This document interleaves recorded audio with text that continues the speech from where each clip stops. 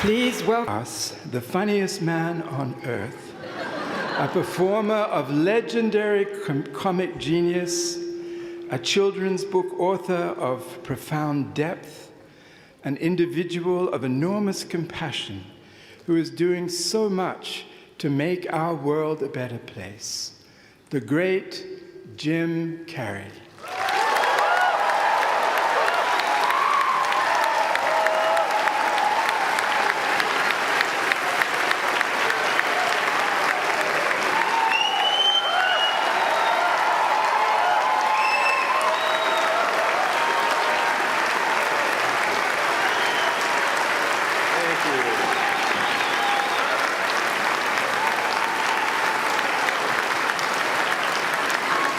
What are you sitting down for? I was going to milk that for a while. You guys can stretch that out in post, right? You can make that longer in the edit. Thank you, Bevin. Thank you all. Jai Guru Dev.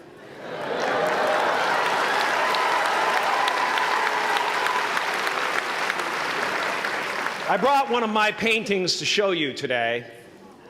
I hope you guys are going to be able to see it okay. It's not one of my bigger pieces, so you might want to move down front. Get a good look at it. Faculty, parents, friends, dignified guests, graduating class of 2014. And all the dead baseball players coming out of the corn to be with us today. After the harvest, there's no place for them to hide. Fields are empty. There's no cover there. I'm here to plant a seed today, a seed that will inspire you to move forward in life with enthusiastic hearts and a clear sense of wholeness. The question is, will that seed have a chance to take root? Or will I be sued by Monsanto and forced to use their seed?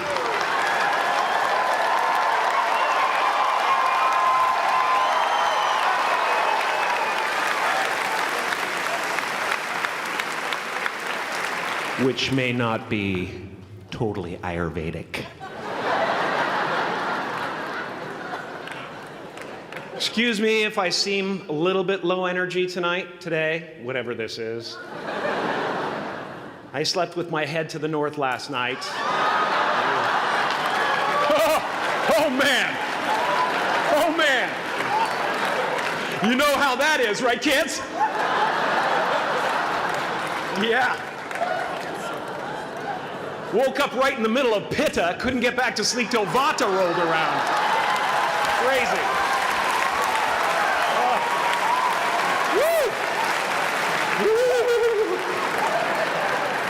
But I didn't freak out, you know.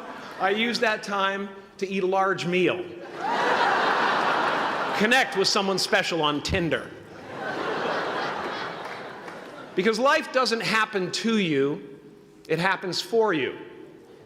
How do I know this? I don't, but I'm making sound, and that's the important thing. That's what I'm here to do. Sometimes I think that's the only thing that's important, really, you know? It's just letting each other know we're here. You know? Reminding each other that we're part of a larger self. I used to think Jim Carrey is all that I was. Just a flickering light, a dancing shadow, the great nothing masquerading as something you can name. Seeking shelter in caves and foxholes dug out hastily, an archer searching for his target in the mirror, wounded only by my own arrows, begging to be enslaved, pleading for my chains, blinded by longing and tripping over paradise.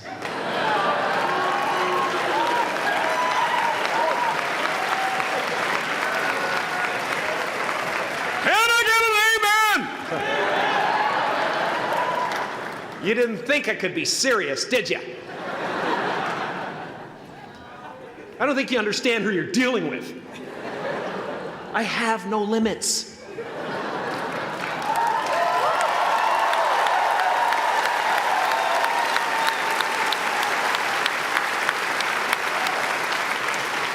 I cannot be contained because I'm the container. You can't contain the container, man. You can't contain the container. I used to believe that who I was ended at the edge of my skin, that I had been given this little vehicle called a body from which to experience creation. And though I couldn't have asked for a sportier model, it was, after all, a loaner and would have to be returned. Then I learned that everything outside the vehicle was part of me too. And now I drive a convertible.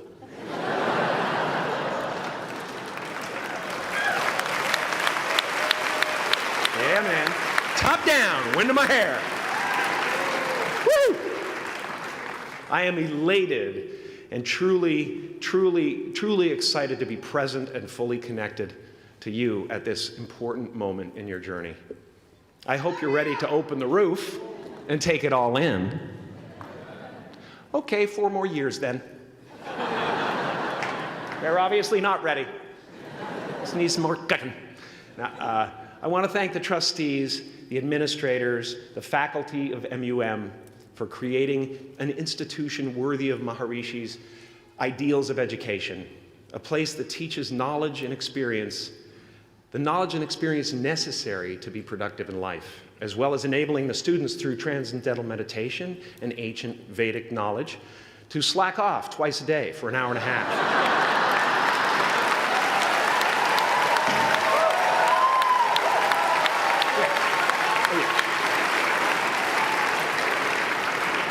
Don't think you're fooling me. But I guess it has some benefits. It does allow you to separate who you truly are and what's real from the stories that run through your head. You have given them the ability to walk behind the mind's elaborate set decoration and to see that there's a huge difference between a dog that is going to eat you in your mind and an actual dog that is going to eat you.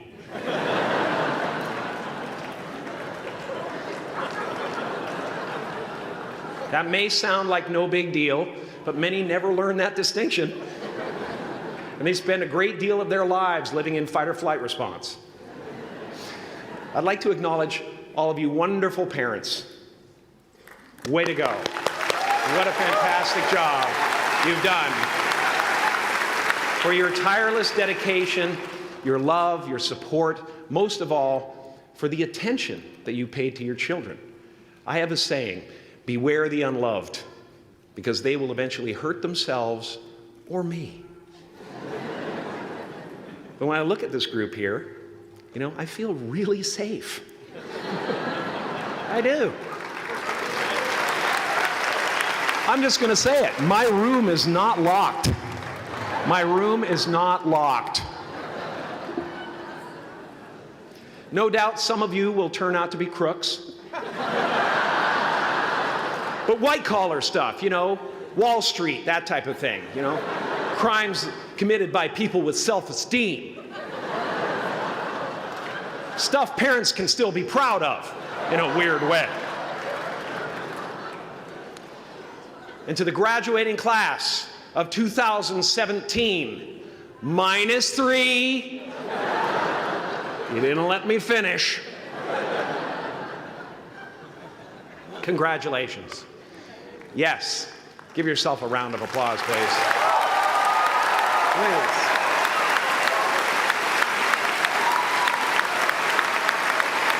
Yeah.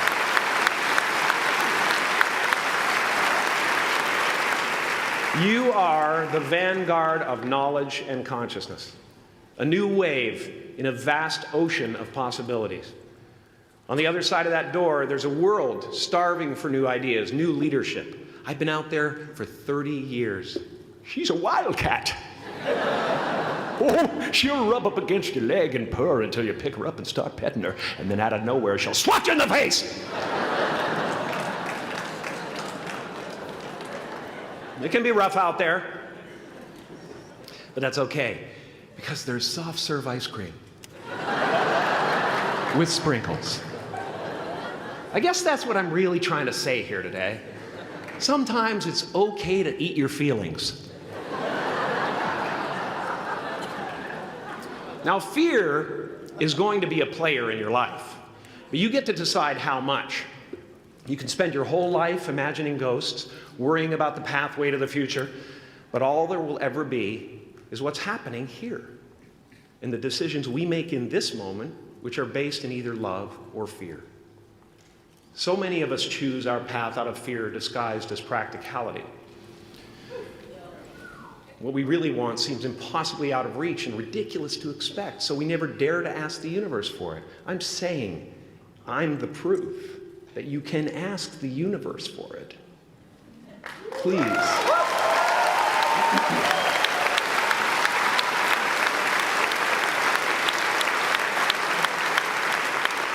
And if it doesn't happen for you right away, it's only because the universe is so busy fulfilling my order.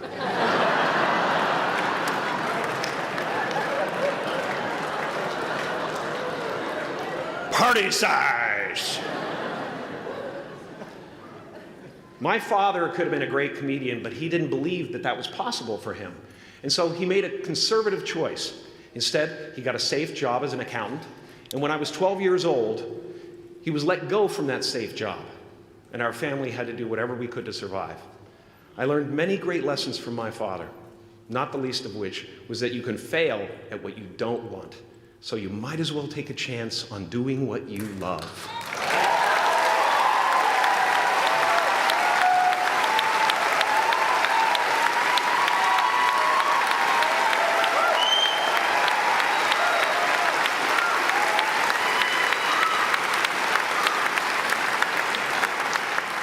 It's not the only thing he taught me, though. You know, I watched the effect of my father's love and humor and how it altered the world around me. And I thought, that's something to do. That's something worth my time. It wasn't long before I started acting up. You know, people would come over to the house and they'd be greeted by a 7-year-old throwing himself down a large flight of stairs. They would say, "What happened?" And I would say, "I don't know. Let's check the replay." I'd go back to the top of the stairs and come back down in slow motion.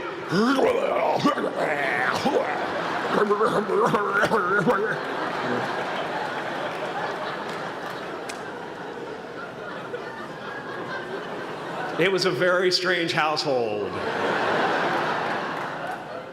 My father used to brag that I wasn't a ham, I was the whole pig. And he treated my talent as if it was his second chance. When I was about 28, after a decade as a professional comedian, I realized one night in LA that the purpose of my life had always been to free people from concern, just like my dad. And when I realized this, I dubbed my new devotion the Church of Freedom from Concern. The Church of FFC.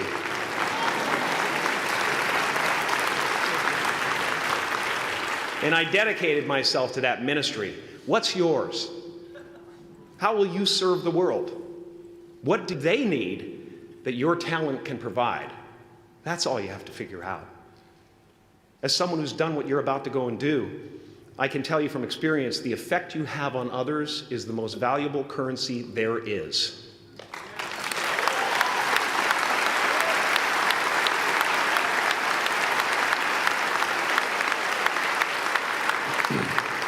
Because everything you gain in life will rot and fall apart, and all that will be left of you is what was in your heart.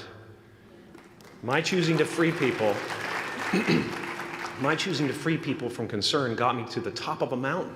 Look where I am. Look what I get to do. Everywhere I go. I'm going to get emotional because when I tap into this, it really is extraordinary to me. I did something that made people present their best selves to me wherever I go.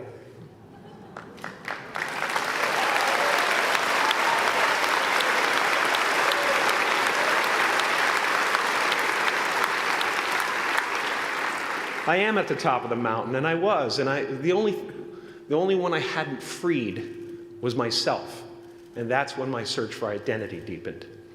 I wondered who I'd be without my fame. Who would I be if I said things that people didn't want to hear? Or if I defied their expectations of me? What if I showed up to the party without my Mardi Gras mask and refused to flash my breasts for a handful of beads? I'll give you a moment to wipe that image out of your mind.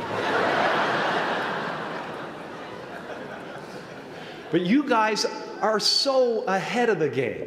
You already know who you are. And that peace that we're after lies somewhere beyond personality, beyond the perception of others, beyond invention and disguise, even beyond effort itself. You can join the game, fight the wars, play with form all you want, but to find real peace, you have to let the armor go. Your need for acceptance can make you invisible in this world.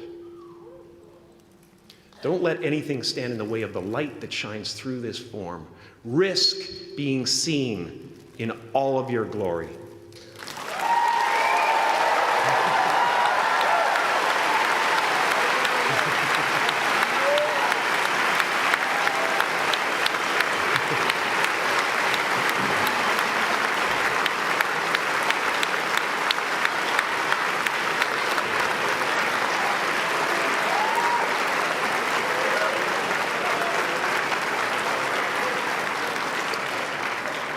It's not big enough.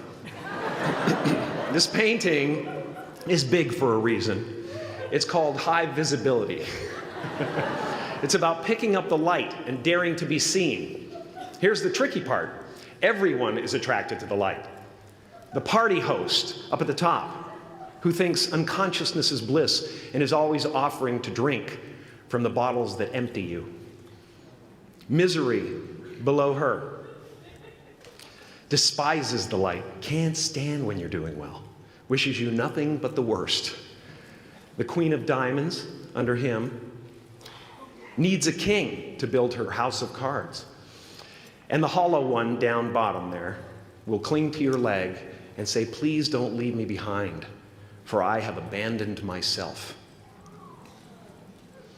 Even those who are closest to you and most in love with you, the people you love most in the world, will find clarity confronting at times. This painting took me thousands of hours to complete. And when I was finished, thank you, thousands of hours, yes. I'll never get them back. I'll never get them back. I worked on this for so long. I was weeks and weeks like a madman alone on the scaffolding. And when I was finished, one of my friends said, this would be a cool blacklight painting. So I started over.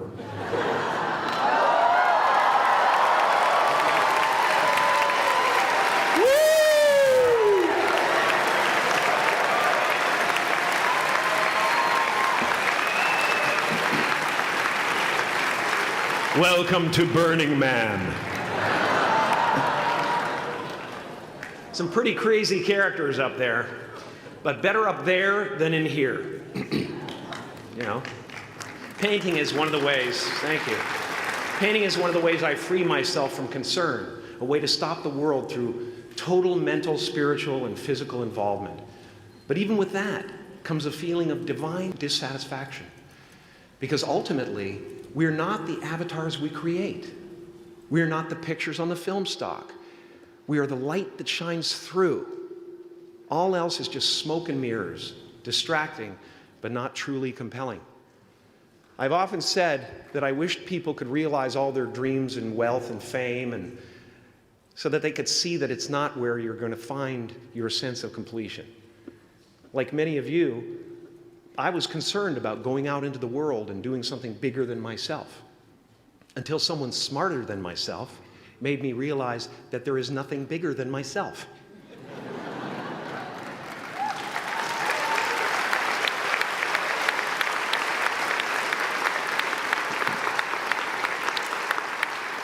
My soul is not contained within the limits of my body. My body is contained within the limitlessness of my soul, one unified field.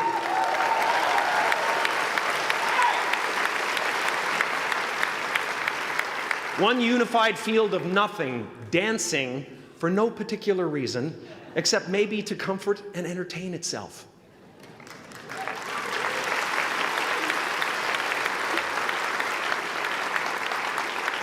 As that shift happens in you, you won't be feeling the world, you'll be felt by it. You'll be embraced by it. Now I'm always at the beginning.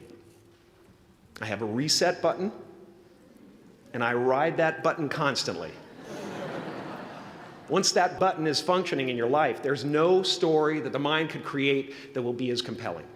The imagination is always manufacturing scenarios, both good and bad, and the ego tries to keep you trapped in the multiplex of the mind.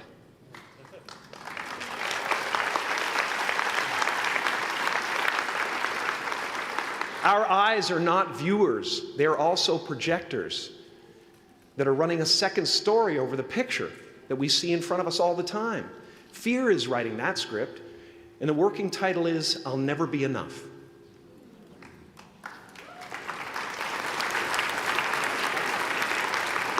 Now you're going to look at a person like me and say, how could we ever hope to reach those kind of heights, Jim? How can we make a painting that's too big for our home? How do you fly so high without a special breathing apparatus? This is the voice of the ego. And if you listen to it, there will always be someone who's doing better than you. No matter what you gain, ego will not let you rest. It will tell you that you cannot stop until you've left an indelible mark on the earth, until you've achieved immortality. How tricky is this ego that it would tempt us with the promise of something we already possess?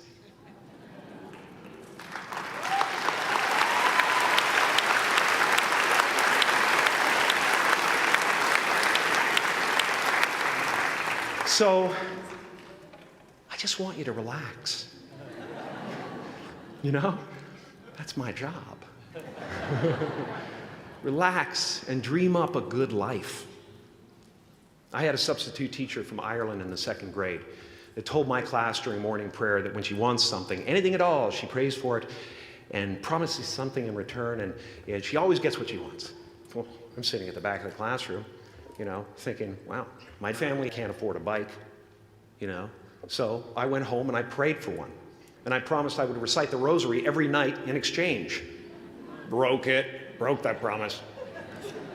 But 2 weeks later, I got home from school to find a brand new Mustang bike with a banana seat and Easy Rider handlebars. Yeah. From fool to cool. My family informed me that I had won the bike in a raffle that a friend of mine had entered my name in without my knowledge whatsoever. So that type of thing has been happening to me ever since. And as far as I can tell, it's just about letting the universe know what you want and working toward it while letting go of how it comes to pass.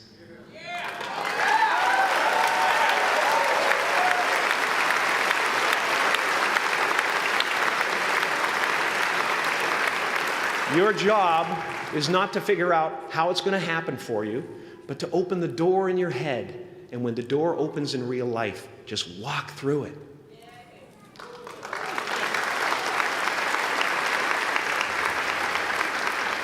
And don't worry if you miss your cue, because there's always doors opening. They keep opening.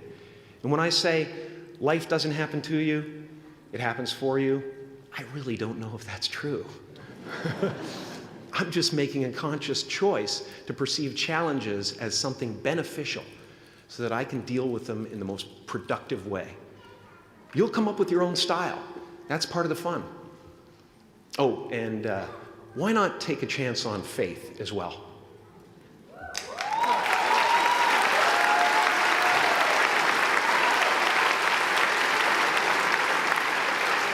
Take a chance on faith. Not religion, but faith. Not hope, but faith. I don't believe in hope. Hope is a beggar. Hope walks through the fire, and faith leaps over it.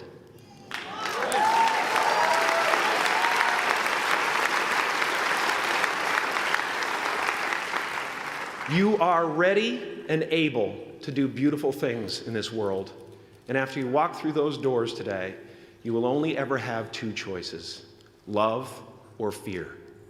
Choose love, and don't ever let fear turn you against your playful heart. Thank you so much. Thank you, Udell. I'm so honored. Thank you.